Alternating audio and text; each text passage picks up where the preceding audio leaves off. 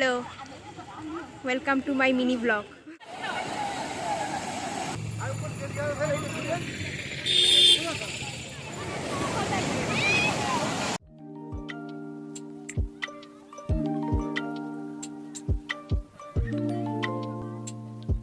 So hello everyone, welcome to my another blog. তো তোমাদের সাথে সেকেন্ড পার্ট শেয়ার করতে চলে এসেছি। তো সেকেন্ড দিনে আমাদের সকালে একদম পুজো দেওয়ার কথা ছিল। তো এই রকম ওয়েদার থাকায় আমরা সেদিন পুজো দিতে পারিনি। তো আমরা একটু বিচের ধারে চলে গিয়েছিলাম চা খাওয়ার পর, ব্রেকফাস্টটা সেরে নিয়ে তারপর আমরা বিচে গিয়েছিলাম। আমরা 3 বোনে ছোটোখাটো যে শর্টগুলো ছেড়েছি তোমরা আশা করি দেখেছো ইনস্টাগ্রামে, যারা যারা দেখেছো তারা জানবে। তো ওই শর্টসের জন্য আমরা একটুখানি সকালের দিকে গিয়েছিলাম। তো সকালের ভিউটা ঠিক এই রকম ছিল, আবার কখনো কখনো হালকা রোদও দিচ্ছে, আবার বৃষ্টিও হচ্ছে, মানে যাচ্ছে তাই অবস্থা ছিল। দেখো মেঘের অবস্থা দেখে তোমরা বুঝতেই পারবে। যেহেতু সেদিনকে আমরা পুজো দিতে পারিনি, তাই আমরা সকাল সকালই স্নানের জন্য চলে গিয়েছিলাম। ঠিক এই ভিডিওটা করার পর আমরা হোটেল রুমে চলে গিয়েছিলাম। যাওয়ার পর মানে রান্না করে খেতে দেওয়ার প্ল্যান ছিল এই দিন পুরো গ্রুপের। তো যেই ভাবনা সেই কাজ। তো বাবা কাকারা সবাই মিলে বাজার টাজারে গিয়ে সব কিছু অ্যারেঞ্জ করে রান্না করতে দিয়েছিল। তারপরে আমরা সবাই মিলে স্নানে নেমে গেছিলাম। তো এখানে আমাদের পাগলামো তোমরা দেখতেই পাচ্ছ। তো আগের ভিডিও তোমাদেরকে বলে দিয়েছিলাম যে একটু স্নানের ভিডিও তোমাদেরকে শেয়ার করব। তো জেঠুর হাতে ফোন ধরিয়ে বা বাবার হাতে ফোন ধরিয়ে একটুখানি শর্ট নিয়ে নিয়েছি, শুধুমাত্র তোমাদের সাথে একটু শেয়ার করবো বলেই ভিডিওগুলো ক্যাপচার করেছি।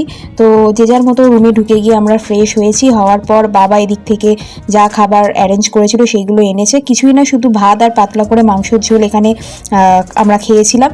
তো ভাই ঠিক মানে ফোনের সামনে আসতে লজ্জা পায় বলে ঠিক ওই রকম ওর ফেসটা ছিল। উফ কি বলবো, এখানে এই খাবারের ডেকোরেশন মানে আমি দেখে ফিদা হয়ে গেছি। যাই হোক, তোমাদের কাছে ফানি লাগলে আমার কাছে ভালো, কারণ আমার বাবা পুরো ডেকোরেশনটা করেছিল। তো এখানে আমরা একটু রেস্ট নিয়েছিলাম খাওয়ার পর রেডি হয়ে আমরা সোজা চলে গিয়েছিলাম মানে ভগবানকে একটু দর্শন করতে। কারণ বিকেলেও তো মানে কিছু কিছু টাইম আছে, ওই টাইমে দরজা খুলে আবার বন্ধ করে। সেই টাইমগুলো তোমাদের সাথে আমি ডিসক্রিপশন বক্সে অবশ্যই শেয়ার করে দিয়েছি, তোমরা একটু চেক করে নিও। তো অ্যাট লাস্ট ফোন জমা রাখার পর আমরা লাইন ঠেলেছি, কিন্তু ভগবানের দর্শন পাইনি, কারণ মাঝখানে গিয়ে দরজা বন্ধ হয়ে গেছিলো। তার কারণ হচ্ছে এখানে আরতি হবে বলে। তো ঠিক আছে, ওখানে দেখা হয়নি। তো কি হয়েছে, আমরা এইখান থেকে মানে মেন দরজা যে সিংহদুয়ার, এখান থেকে আমরা কিন্তু ভগবানের আরতি আমরা খুব ভালোভাবে দেখেছি। তো দেখার পর হালকা করে একটু ওখানে যে বসার জায়গাগুলো আছে ওখানে রেস্ট নিয়েছি। এখানে আমার দিদির পুচকুটা এরকমভাবে খেলা করছিল। তো রেস্ট নেওয়ার পর আমরা যাওয়ার পথে আবার সেই আগের ভিডিওতে বলেছিলাম না, এখানে একটা পুজো খুব ধুমধামভাবে হয়, এটাই হচ্ছে সেই পুজো গজলক্ষ্মী। খুব সুন্দর, মানে এত সুন্দর প্যান্ডেল মানে আমরা দেখেছি ওখানে, মানে একটু যেতে যেতেই মানে এইসব প্যান্ডেলগুলো পড়েছে।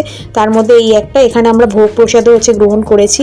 যেহেতু আমরা ওই দিন মন্দির দর্শন করতে পারিনি, তাই জন্য কিছুটা কাজ এগিয়ে রাখার জন্য বাড়িতে কি কি কার জন্য গিফট নিয়ে যাব সেই জন্য আমরা পুরো মার্কেটটা ঘেটে একাকার করে দিয়েছি।